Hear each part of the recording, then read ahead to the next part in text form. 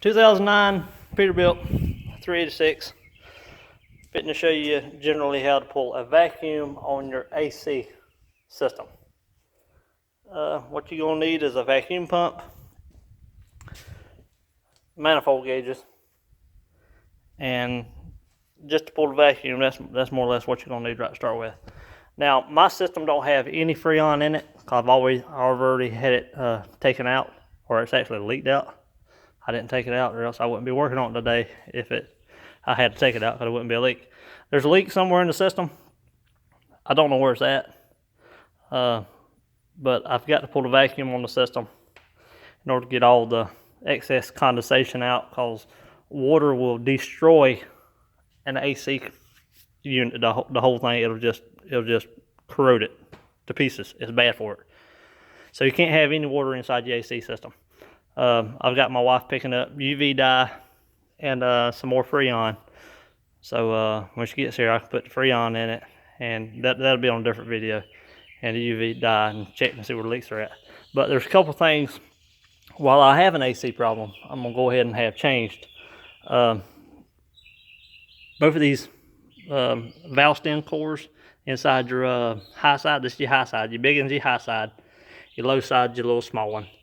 They could be in different places on different trucks. But there's little valve core stems on the inside, just like you do in a tire.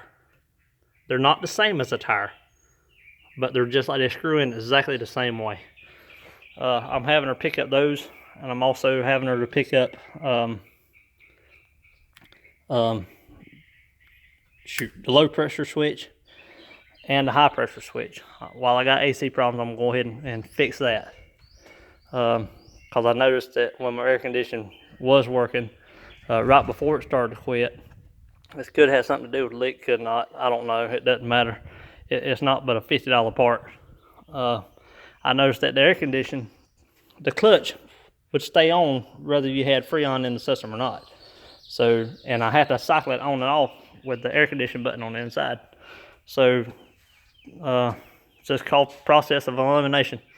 If you have to operate on the inside and cut power to it, then your low pressure switch is probably not working. So I'm having her get a low pressure switch, and I'm gonna fix that problem. Maybe that's it. I'm hoping that's it. That's about the only thing it can be. Either that or whoever put the AC on here straight wired it, which I don't know why they would do that, because everything's quick connect. Most trucks are quick connect.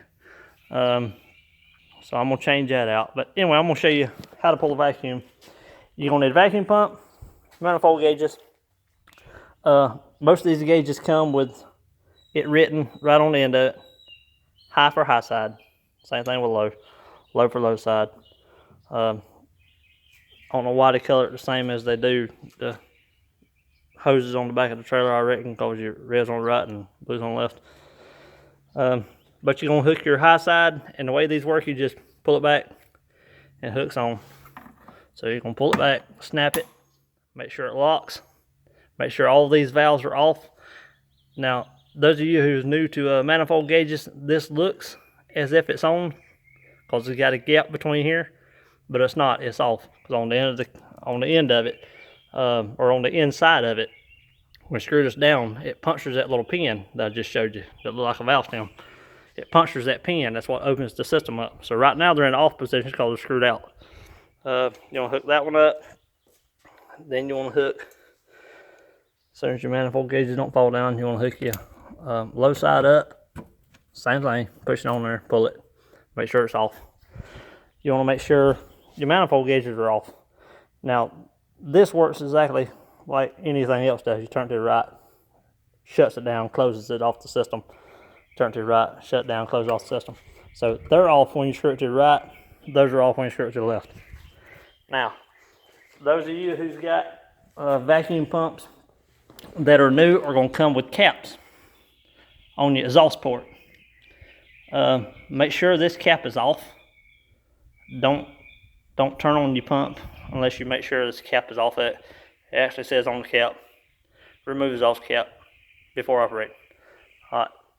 Set your cap to the side. These hoses, when you hook them up, do not get pliers because they have O-rings on the inside of the end of these hoses that seals it when you tighten it. So all you got to do is hand tighten it. Make sure you can't take your hose and wiggle it around. Just keep tightening with your finger. Don't get pliers, because you'll bust the seals, and therefore now you're going to have a leak there trying to pull a vacuum on it, and all your vacuum don't come from right there at the fitness. Same thing with all these other ones. Those of you who's got brand new manifold gauges, make sure all these are tight, because most of the time when they send them to you, they're not tight. So you want to get wrenches and tighten these up, but do not bust them, because this stuff will crack. It ain't made out of nothing. I mean, it's good material, don't get me wrong, it's really good manifold gauges, but you can crank them down too much and tear them all to pieces. This port here under it has exactly the same thing that does up there. It has like a little valve stem on the side of it, and once I start charging the system, I'll show you how or what that's used for. Has a little sight glass in the center so you can see the Freon and stuff coming in. Make sure you keep all these caps and stuff on your system hand tight, remember.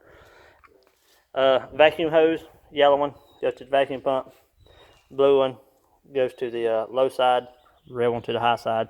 You can't switch them up. You can't get it confused on which one goes where, because they'll only fit on the ones they're made for. High side's always going to be bigger than the low side. So after that, so make sure those are off.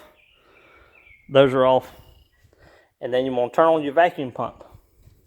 I'm going to switch mine on. You see how quiet it is? It's not sucking anything right now.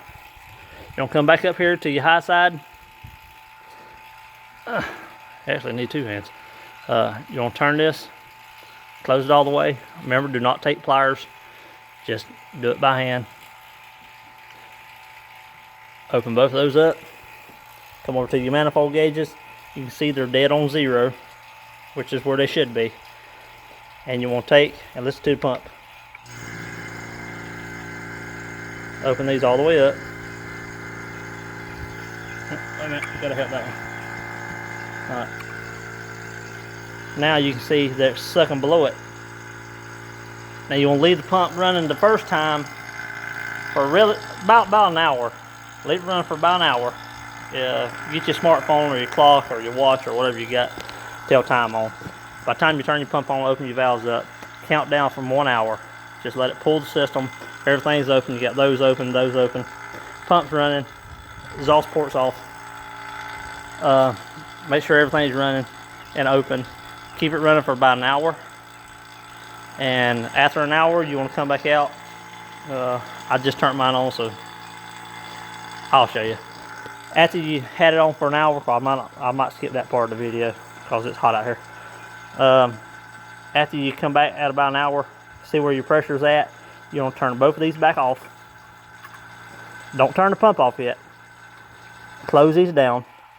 You hear your pump get quiet? Now you want to leave those two up there on the firewall going into the system. You want to leave those open.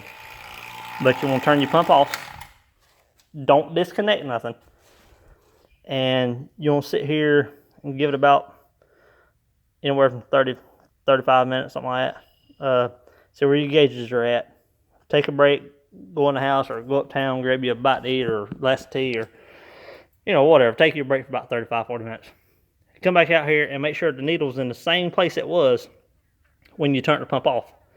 If it's, now I know I have a leak. That's the reason it's not pulling down to 30. It should have pulled down to 30 because I was already somewhat vacuuming before I started. But it should have been at 30. So I know I have a leak. That's the whole reason for doing this. But it should pull down to 30. If it doesn't, anywhere close to it, as long as it's not moving back up towards 0, it should hold it. Now after you done that for about 35, 40 minutes, you let it run, you come back, you cut it off and you come back and you see your needles ain't moved, then you go right back to turn your pump on. Now this is after the first time, because you just want to check for a leak.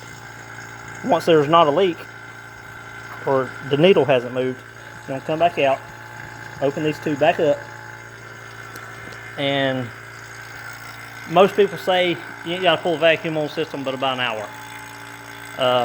Like I said, moisture kills an AC system, and if you ain't pushed for time or nothing, which if you're pushed for time and you're doing this work, then it's probably a good idea to just roll your windows down, because this kind of stuff don't need to be rushed through. It's not going to hurt your system if you pull it for about 2 to maybe 3 hours. I'm going to let mine pull for about 3 hours, and make sure all the moisture is out of the system. Now, most people's been asking, well, how about the oil? They heard the oil goes in the system. Well, oil does go in the system. It's not going, this vacuum pump is not going to pull the oil out of the system. It only pulls gas and water. So oil's a lot heavier, a lot denser. It's not going to pull that. It pulls a small suction. It moves all the air out the line, all the moisture as far as any Freon that may or may not be left in there.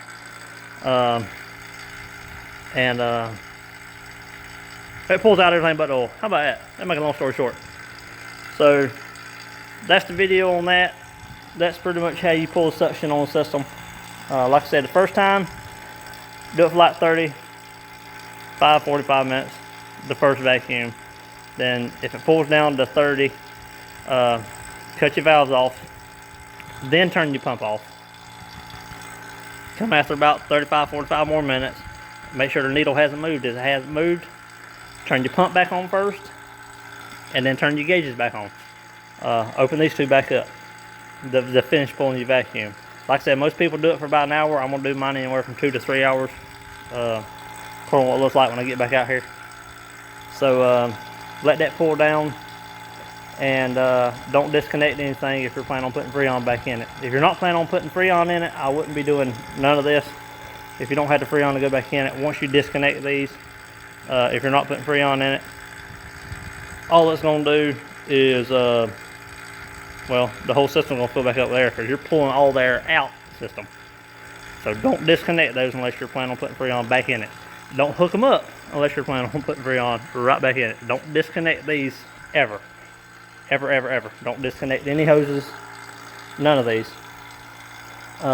And I'll come back with another video showing you how to put in UV dye and checking for leaks. Okie doke. Alright, see you in a little bit.